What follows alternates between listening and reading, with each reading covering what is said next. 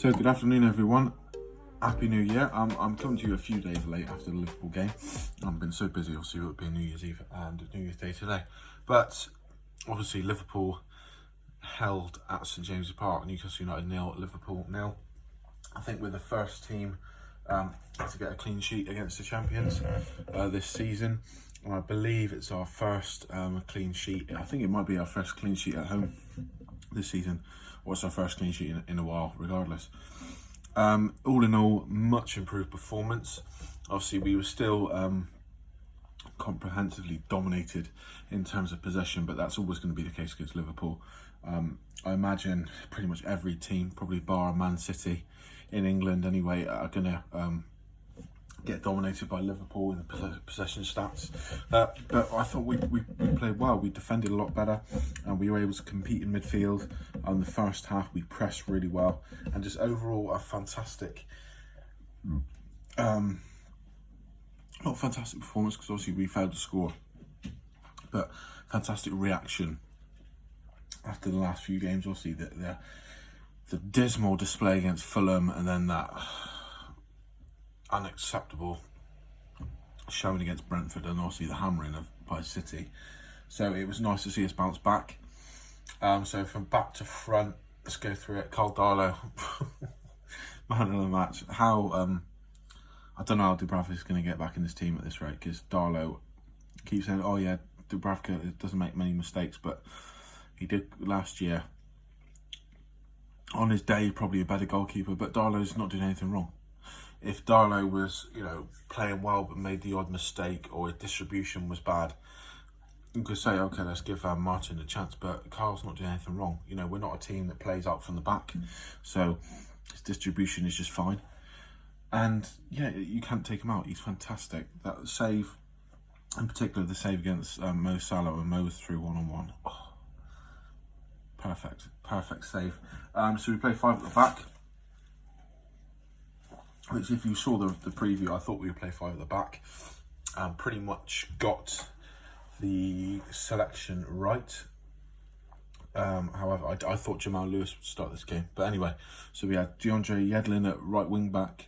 Then you had Federico Fernandez at right centre back. Fabian Schär in the central position. Kieran Clark left centre back, and then Matt Ritchie. So we'll start with Matt Ritchie because he had a bit of a torrid time against Man City. They really ran him ragged. But yeah, he played a lot better against Liverpool. I think it goes, Trent had a few good crosses, but by and large, down that right-hand side, we kept them quiet. Which goes for both wings, but I think it was Mo Salah on the right for Liverpool, along with obviously Trent Alexander-Arnold, and Matt Ritchie and Joe Linton did quite well to keep them quiet. So that was good to see. That was really good to see. Matt Ritchie was back to his sort of tenacious self. A few decent corners put in the odd cross. His distribution is always pretty decent. All right, he's not the quickest player, but he was organised tonight, and I think the defence, being as marshalled as well as they were, didn't allow Liverpool to overrun us at any point. Left centre back Kieran Clark brought the ball out really well as per. Passing was spot on, good tackles, competed well in the air. I thought the other two were probably slightly better than him, but that's not a knock on his performance. It's just they were better. He was fine, absolutely fine, probably a solid 8 out of 10 all day long. I did worry for him early on because he picked up a yellow card.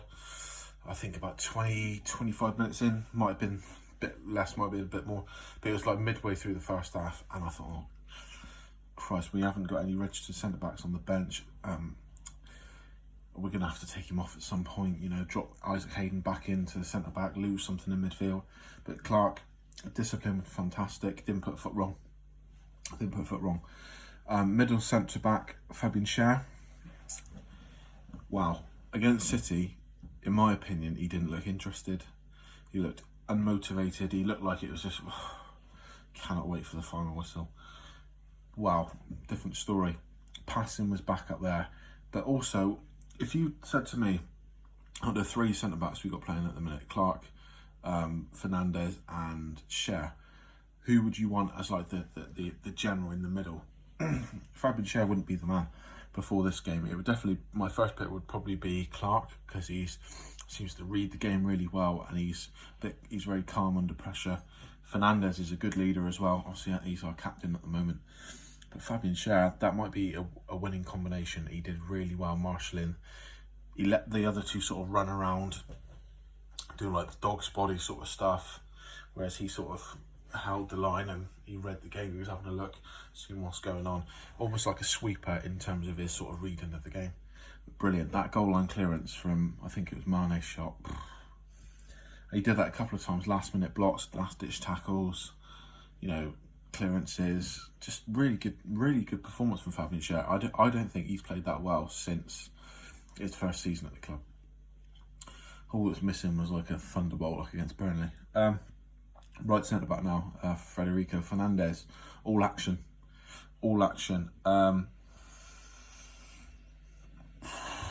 Yeah, he just big tackles, striding forward, got the ball in the box a couple of times.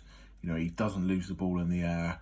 He's not the quickest, as he got done by Mane and Firmino a couple of times, but that's where having Schär, who's a fast defender, in tucking in and reading things and telling him what's going on, worked. Just, yeah, all action centre back. He's fast becoming my favourite centre back. When Jamal's not on form, Fernandez is that type of player that I like. But yeah, brilliant. Right wing back, DeAndre Yedlin. I thought his Newcastle career was dead in the water. Looking like he's still going to move on, either in January or the summer. However, what a performance. Kept Mane quiet, kept Robertson quiet. Brilliant. We all know his crossing into the box is poor. A couple of times there was chances to release either Murphy or Wilson with a good pass or a direct through ball, and he just couldn't get it past the first man. But as per, he gets himself in good positions. His pace is his biggest weapon, but he plays some great tackles against Mane. And if he plays like that, then we'll have to offer him a new contract, because if he continues to play like that, he's way ahead of Emil Kraft, way ahead of Jacob Murphy in that position, although he's a good player. I still don't think he's as defensively good on his as Mankio, but that display against Liverpool will show that he can be. So into the midfield now, we'll go with Joe Linton in the left wing position.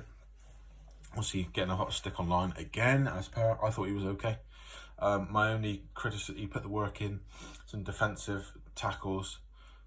He went for it on a few occasions. My only criticism of Joe Linton would be that he receives the ball with a man on his shoulder, and you think, oh, he's going to get tackled here, and he shows a good bit of strength, and he turns and accelerates away. You think, brilliant, come on, Joe. Then he does all the hard work, then releasing the ball into Wilson or laying it off, and he gives the ball away, or it goes too far, or it's too short, and you just think, he does all the hard work. And I can't emphasise this enough. He is a decent player. He does all the hard work, comes in, it's a good bit of skill, good touches. And when you receive the ball now, particularly in the midfield, when we're on the break, when he's under pressure, he looks so calm. But he holds the ball up decent, good touches, and then just gives it away.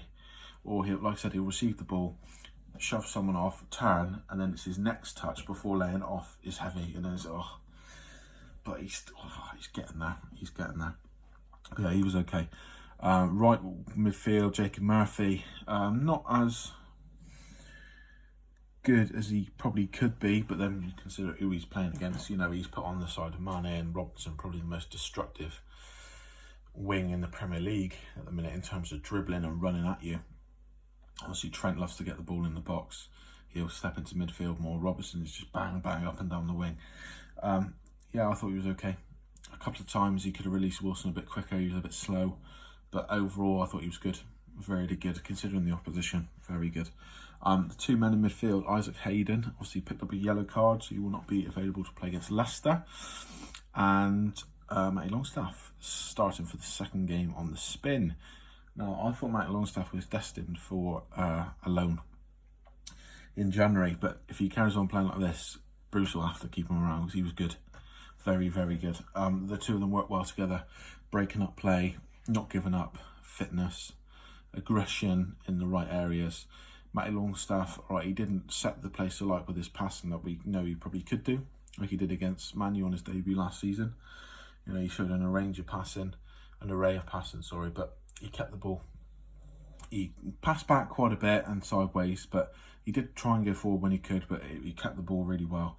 The boys knew that retaining possession when we got a chance to against Liverpool was going to be crucial to try and build an attack. But yeah, he was tenacious. He was explosive, powerful in the midfield, dynamic. Just got around everywhere, just like he's like a pinball machine. Isaac Hayden was a bit more calm, a bit more considered, but you could see that they were communicating, and they seemed to work really well. Yeah, just broke up play, harried the midfield. It was a time to press their midfield because they had obviously Jordan Henderson is one of the best midfielders in the league. Then they had Curtis Jones, obviously still a young player, probably on the same sort of level as Matty Longstaff in terms of experience, and James Milner, who is obviously fit as a fiddle, but not as quick as he perhaps used to be. So they pressed them really well, and I thought they could, considering it's 2 against 3, I thought they competed well. Now, Callum Wilson. What a bastard he must be to play against. All right, he didn't score, but he constantly just, worked so hard, running the channels, running at the Liverpool defence, not winding them up, but, you know, being physical. He was so strong. I didn't realise he was that strong. He was very strong. You know, against, who did they have in centre-backs? It was a young guy, Phillips. A couple of times he shoved him off and just showed his experience and his quality. And he's so good. There was a chance early on in the first half when he tried to catch Alisson out at his near post. Now, whether he was actually attempting for it or he was trying to get a corner, I don't know, but sharp. Then there was another chance where he cut in onto the left. And I think I'm going to use this picture I saw on Amazon, watching it as the thumbnail, because it was very reminiscent of the Kane and Sterling scenario at the World Cup a couple of years ago, where he perhaps could have squared it to Murphy. But in the end, you've got to say he probably would have scored. It was Fabinho who came in with the block. But yeah, Wilson was phenomenal. Absolutely phenomenal. Class. Really good. The only thing that was missing was a goal. Because I don't want to say he terrorised the back four, because at no point were they sort of, you know, in array, in a mess. But he gave them something. He was a constant threat, a constant menace.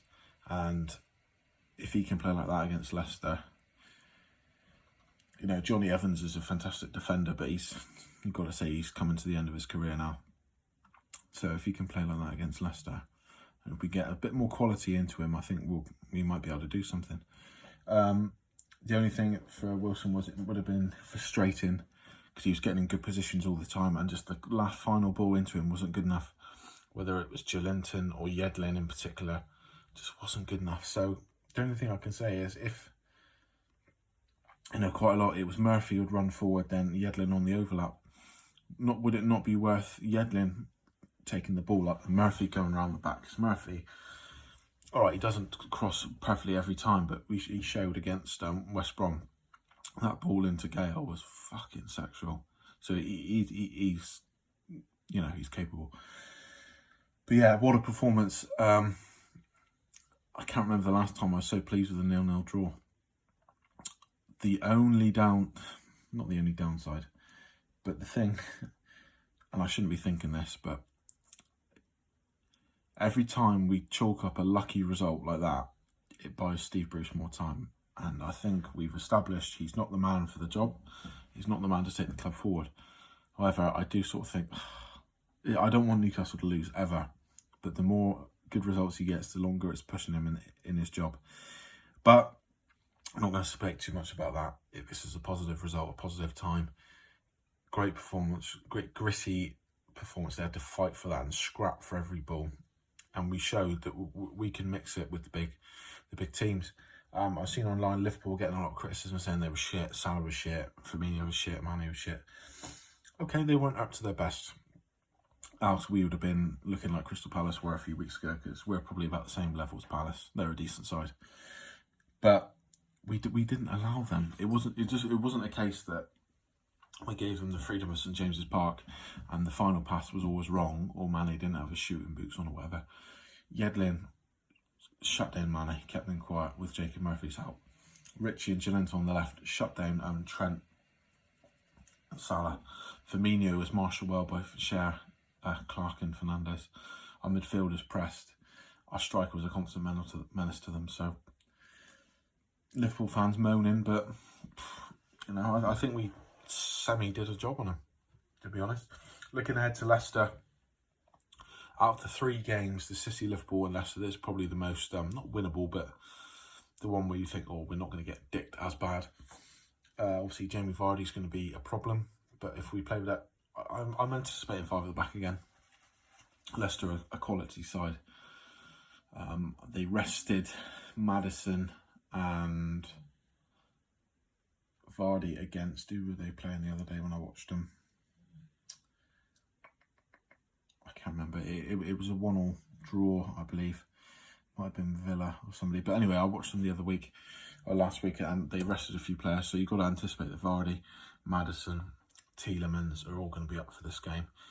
Leicester have got some good results against us in the past. Look back to last season. Was it 5-0 and 3-0? So it's going to be hard, but if we play like that intensity will be difficult to beat. So I'm going to wrap it up there. I've got some dishes to do. So just had only New Year's lunch, lovely stuff. But yeah, if we play with any sort of intensity like that we did against Liverpool, against Leicester, we'd be very hard to beat. Come on, the boys. Quickly, I'll just go for my excuse me, my first 11. I think we'll go for 5 at the back again. So it's going to have to be Kaale, same defence. Yeah, I would say same defence. Jamal Lewis is definitely our left back in a flat 4, but same defence. Lewis might come in instead of Richie, because obviously Richie's played a lot recently. I would not have Joe Linton playing wide for this game. I would have Murphy right, Miggy left. As far as I know, ASM's still injured. Fraser's going to be out for a while. Also, Matty Longstaff in the middle. I don't think you can take away his contribution. Now, Shalvey in the middle, I don't know. Possibly. It's going to be Shalvey or Sean in the middle with Matty. Shalvey will probably give that more range of passing. And I think Matty's probably disciplined enough to play alongside him. So that could work. Or the 2 brothers, if you look back to their obviously performances against Man U and Wolves last season, they did well. And then obviously Mr. Wilson up top to hopefully tear them a new one. Right, I've got to get on. Up the Toon. Come on.